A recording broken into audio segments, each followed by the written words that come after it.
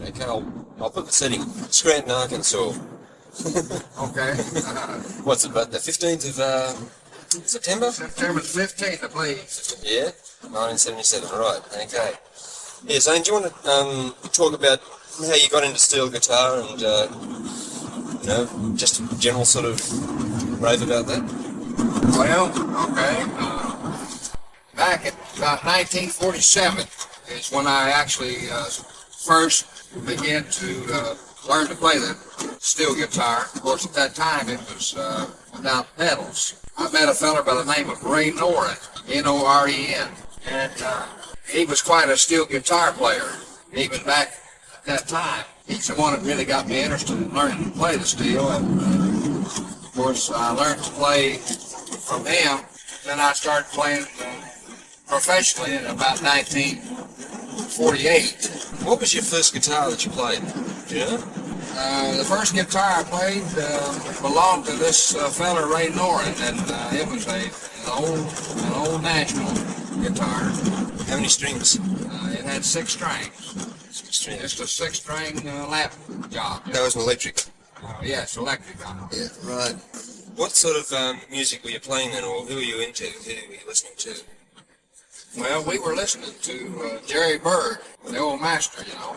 Yeah. Of course, he was playing at that time. He was playing a C6 tuning, and that's what we were playing at that time, was C6. About 48 or 49, Ray and I came across the 13th tuning, the 9th with the added 6 tuning that I play now. Of course, at that time, the 8-string guitar was coming in. I had a double neck guitar at that time. It had 8 strings, and it was a National. Right. I had C6 on one neck. I had that D9th with an added 6 tuning, or you could call it a D13th tuning on the other neck. Right. And of course, Ray had the same thing. In fact, he's the one that got it first. We started playing those 2 tunings, and it wasn't long, probably within another year, till we both of us went to the 13th tuning. How did you discover the 13th tuning? Well, it was, we didn't discover it, actually. It was, the tuning had been used by some of the players in the United States, some of the older players, you know. Yeah. Like Herb Remington and Leon McCullough, Noah Boggs, Joaquin Murphy, Speedy West. Those guys were using that tuning, you know. Yeah. That's where we first heard it. Right. But they only had 8 strings, and later on, why, you know, I took the tuning and everybody else quit using it, and I just kept using it. Of course, Ray and I both used it, and I kept adding strings to it until I finally got the tuning to a 12-string tuning now, and with the pedal setup that I use, you know. When did you actually develop the 12-string tuning? By what year were you using 12 strings? About 1960. 1960. You were using, what, 10 strings in between then? 10 and 11. 10 and 11? I went to 11 strings. I went to 10, then I went to 11. Yeah. And it was through the 50s that I developed from like 8 strings to 10 and 11. And, then it's about 1960, I went to 12 string. When did you start first using pedals? Well, I built the first knee pedal in about 1948 on a guitar and put it on Ray Noren's guitar. Right. And I just put one knee pedal on it. It was on the right end of the guitar, and it was more or less a direct hookup. It just pulled one string, it raised one string. It raised the C sharp, like C sharp to D on like E9th tuning. Yeah. Did you have any, that's pretty early for pedal arrangements like that. Was there any, were people amused, or how was it received when you... Well, actually, the pedals, after I made that knee pedal, put it on Ray's guitar. Yeah. A few months later, I put 4 pedals on the floor on my own guitar. Yeah. And I was playing with a Western swing band in Louisiana. I took the guitar out on the job, and of course the band leader just had a fit. He said, "I ain't gonna have that." He said, "Man, But I don't want that stuff on, that kind of guitar on my band, you know. And he told me to take them pedals off. I was going to work for him. So then I took the pedals off of it on the floor, and then I put knee pedals on my own guitar. I put 4 knee pedals on it. Of course, that's how I kind of started playing pedals. First, I played knee pedals because the band leader wouldn't let me have the floor pedals. About what time was this? About what year? This was about 1950. Right. Anything further to add about that? Well, of course, Jimmy Day, I don't know if you ever heard of him or not, you know, but he's a pretty popular steel player over here in the United States. And I've known Jimmy for, well, ever since about 1950. Of course, in Shreveport, Louisiana, that's where he started out, playing down there on that Louisiana hayride, he and I both. Of course, Jimmy hasn't been playing quite as long as I have.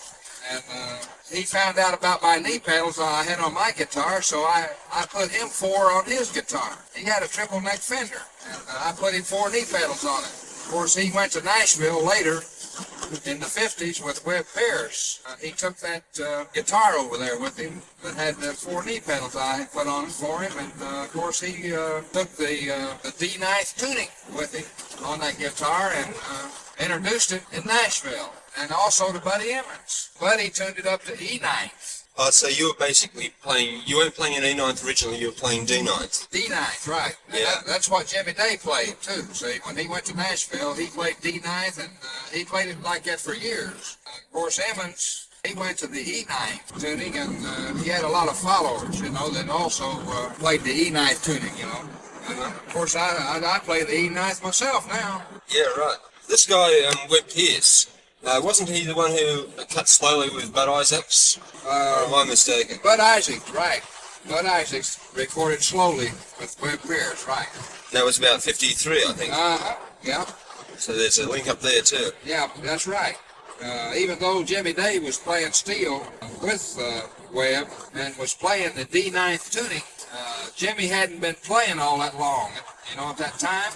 And I guess that's why that Webb used Bud Isaacs on his recording session, even though Jimmy Day was actually his steel player with his band. Oh, that was at the same time. Yeah.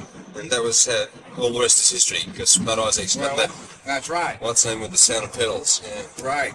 Yeah. Yeah, you don't want to forget Bud Isaacs because he had a lot to do with the development of the pedal steel, you know, in the early days, and then he had a style of playing, and he introduced that style of playing, although he didn't have that high note, that high G sharp.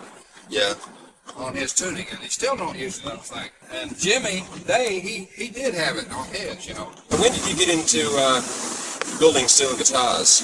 Well, about 1958, I went to Nashville, and I was working with Billy Walker, and of course I played the Grand Ole Opry with Billy. Then I got acquainted with Shot Jackson, Mr. Sho Bud.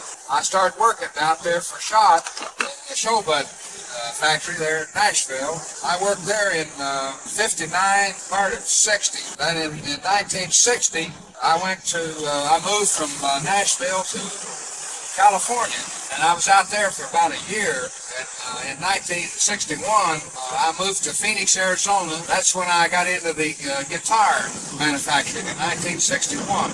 Is that where CB was formed? In Phoenix? That's when I first built my first CB pedal steel guitar, and I built one there, and I met a guy out there by the name of Davey Musgrave, and of course Dave was playing a Sho Bud, and he wanted me to build him a guitar for his own personal use, and that's how he got me started in on the CB. And trying to build him a guitar, I developed a CB guitar, you know, and also the double raise, double lower tone changing unit that I put in that guitar.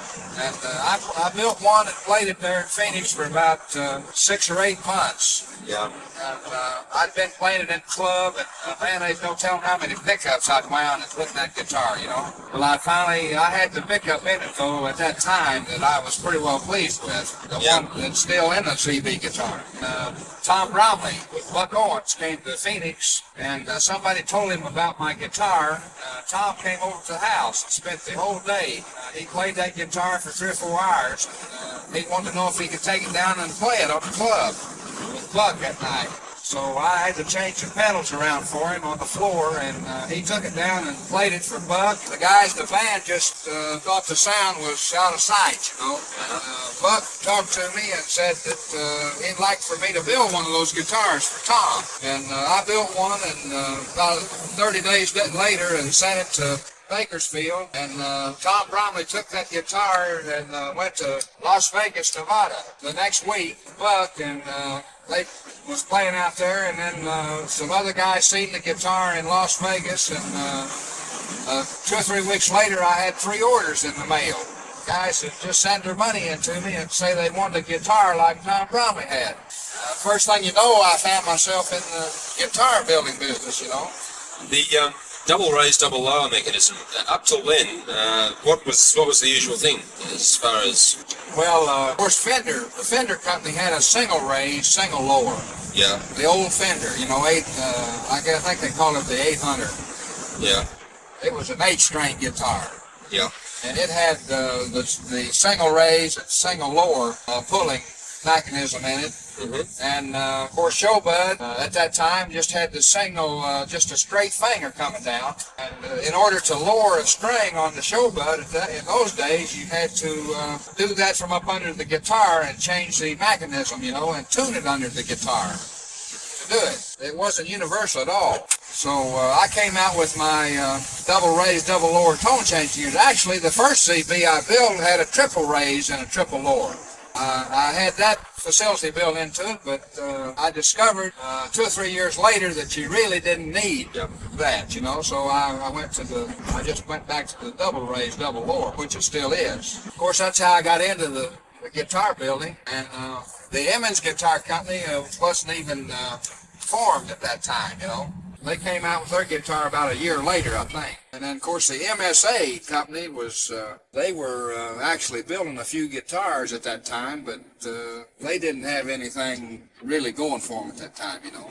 And later on, they were using the same kind of a pulling system as Sho Bud, you know.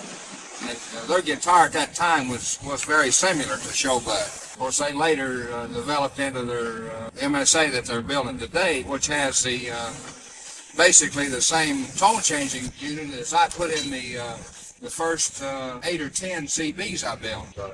And there's one of these CB guitars that I built for Tom Bromley that is in Ben Jack's Steel Guitar Museum in Fort Smith, Arkansas, that has this tone changing unit in it. And it was the 3rd CB that I built, and it's the one that Tom Bromley recorded Buck Owens' album live from Carnegie Hall, New York City. Were there any other innovations in the CB guitar? Well, the pickup I put on that guitar was it was completely different. Yeah. It was my own design. I have a copyright on that design of that pickup. I don't have a patent because you can't hardly get a patent on a pickup. Yeah. It's pretty tough, but I've got a copyright design on that pickup, and it's more or less the humbucking type pickup, you know. Yeah. Is that the same type as you have on BMI guitars today? No, Yeah. no. I do build a pickup on special orders, you know. If somebody wants one of that nature, you know, Yeah. if they order it like that, I will build them. But I feel like the pickup I have on the BMI now, like you've got on yours, is the best pickup, really. Right. When did you quit the CB company and start BMI? I sold the manufacturing rights and all my patents in 1960, latter part of 1968, I believe it was. Yeah. To a fellow by the name of Bill Sims out in Phoenix, Arizona. And of course they have the CB factory there in Phoenix now. And I understand it's one of the top selling pedal steels in England as well as the United States. And of course Mr. Sims was in the space program. Yeah. Deburring business, you know. I understand he's doing quite well with the CB now, you know. Right. When did you actually form BMI? And well, there was a time lapse there of 5 years that I had to sign a deal with, when I sold the CB company to Mr. Sims. yeah. I had to sign an agreement that I wouldn't build or manufacture any pedal steel guitars for a period of 5 years. Yeah. So it was from 1968 for 5 years, which would have been about 1973. Yeah. I came out with my BMI pedal steel. So we've been building it about 4 years now. At present, your venture with BMI is a limited production, isn't it? It's we're one of the small custom builders. There's not too many custom pedal steel guitar builders in the United States anymore, you know.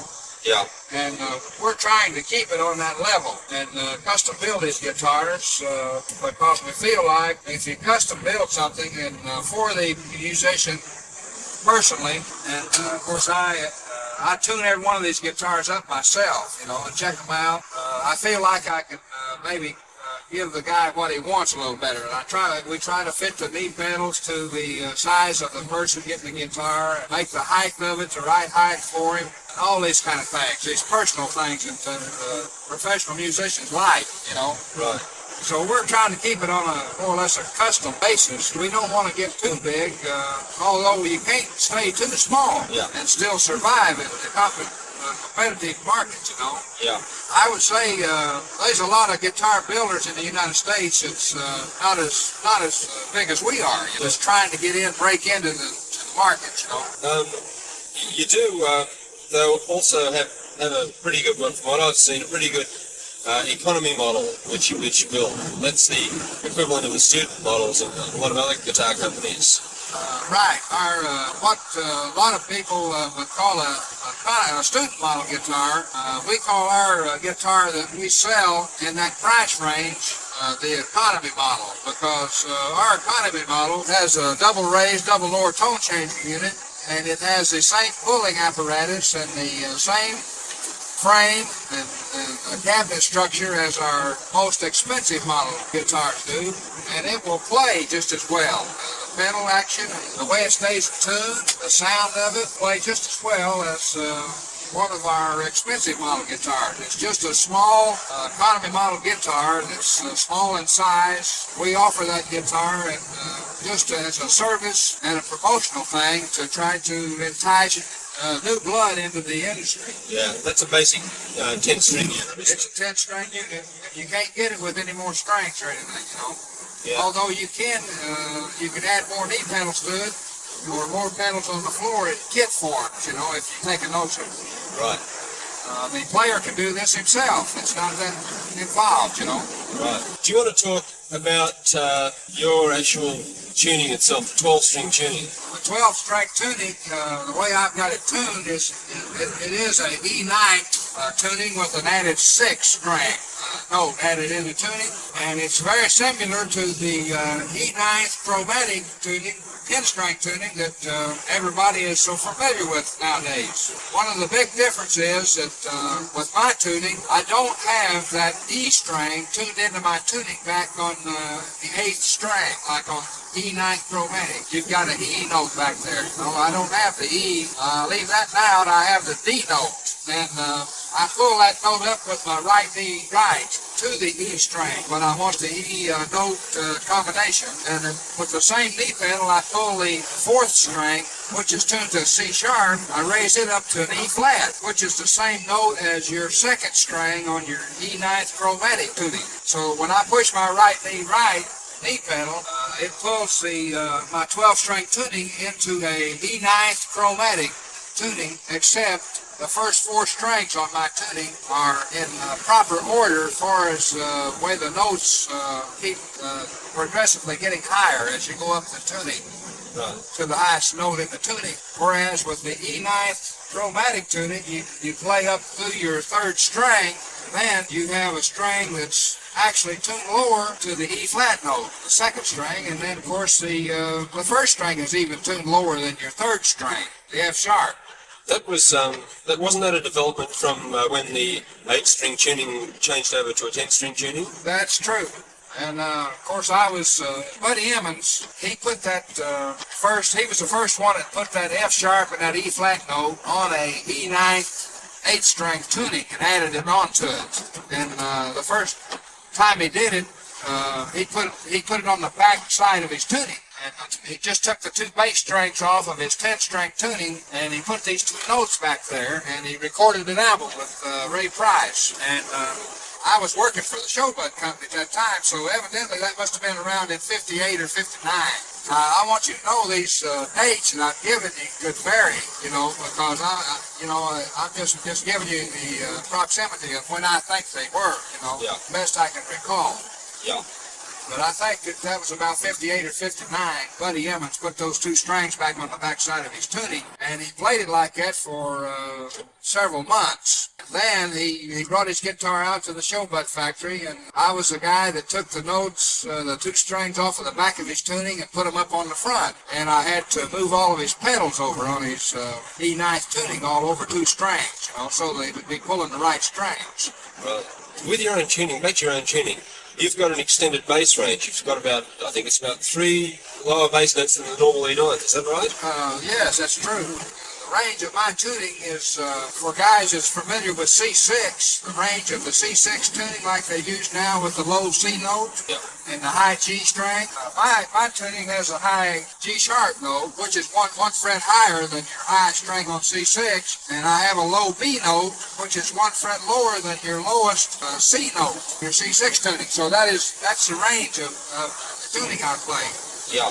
You can also get within, in essence, your tuning is a universal tuning, isn't it? You can get both the C6 sounds and the E9 within the one tuning. That's true. I can play virtually any chord that the guys can play on the C6 tuning, on this tuning that I use, and also I can play anything that they play. I'm not saying I can execute and play maybe some of the stuff that some of the other players play, but what I'm saying is that it's on the guitar and the tunings. It is available if the player is capable of getting it. I'm not saying that I can do it, As you said before, by using the right knee right, you can put it into an E9 tuning. The actual layout of the ordinary tuning, if you've got another pedal which puts it into more of a C6 configuration. Right. You push your left knee left, and it throws it into a B6. B6. Yeah, instead of C6. Of course, I play out of that quite a bit too, And then you can push your up pedal, and your number 2 pedal on the floor, and it'll throw it into a D6 tuning. D like a dog. Right. Are there any other things you can think about the tuning which are interesting? Well, you push your second, third pedal, and like you're playing in E open, and move up 2 frets to your F sharp position, and you will have a chord that's similar to the C6 tuning when you push the pedal. It raises the C's to B's. When you push the pedal on C6, it raises the C notes to B's. You've got that same chord. Raises them C's to B's. Yeah, on C6, on my tuning, when you're like just playing on the second fret, you would have an E major 7th chromatic chord, This is just the second and third pedals, is it? Right, the second, third pedals. Alone. And then you play from about the 9th string forward. You play 9 strings of that chord, I believe it is, But did you say C to D as in dog, or C to B, lowering, isn't it? Or am I getting it mixed up? No, see, on your C6 tuning, most of the guys on there, raise the B's to C. B's to C's. No, wait a minute. No. A's to B's. Right. Yeah, A's to B's. Yeah. Major 7. Right. Yeah, they raise the A's to B's. Yeah. With that first pedal, Right. And that pulls it into a major 7. Right. On the C6 tuning. I think I told you C's to B's, didn't I? Yeah. Right. I'm glad you corrected me. Right. Yeah, that's a chord that when you push pedal 2 and 3 on mine, that you would have that same chord, that 2 frets up above whatever key you're playing in. Right. Yeah. And I play out of that position an awful lot too. Right. But stylistically today, the way that you play, who are your major influences? Who do you like listening to?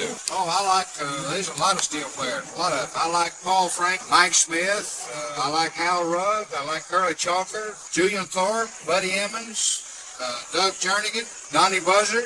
I like Randy Beaver's playing. Randy's a fine steel player. Of course, there's lots more, that I like. Yep. When a person listens to your music, Let's don't forget Maurice Anderson. Maurice Anderson, right. When one listens to your music, there's a very cool sort of jazz influence.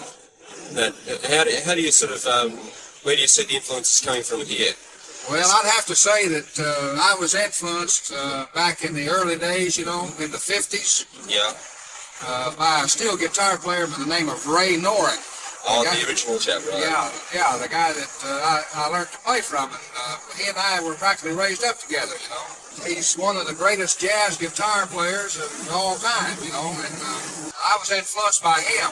How about Ray Noren today? I believe he's not playing still anymore. No, Ray got a rare eye disease and he had to quit playing steel because the doctors told him that if he kept playing it, it was going to cause him to lose his eyesight completely. So he quit playing steel. He's playing bass now, fine jazz groups, you know. And, I think last account I had of him is in New York City. Right. Have you got any just general sort of comments you'd like to make about steel guitar today or playing in general? Well, about the only thing that I can think of is of course, everybody knows that the pedal steel guitar in the last, say, the last 15 years has really took off, you know, and it's developed and at a fantastic pace. I'm really enthused about the way that some of these guys are playing steel guitars nowadays, you know. Yeah. And especially some of the younger guys, the attitude they have, you know, towards playing it, you know, and they don't seem to realize that the pedal steel guitar has any limitations. And of course, me being one of the older players, you know, I used to think that it was a very limited instrument, you know. Yeah. And of course, that's what got me to fooling with the pedals in it in the first place, was trying to alleviate some of the limitations of the pedal steel, you know, and get it to be an instrument to where you could play more on it, and where it wouldn't be so limited. And some of these young guys coming up, I have to admire them because they don't seem to realize or think that there's any limitations at all to them, you know. And I'm beginning to think that that kind of thinking is really good. It's good positive thinking, and if a person doesn't realize that an instrument has limitations, therefore he's more apt to play more stuff on it, you know, and get more out of the instrument. Right. In that frame of mind, you know. Right. Well, thank you very much, and I reckon that makes a pretty good interview. Well, thank you, Graham.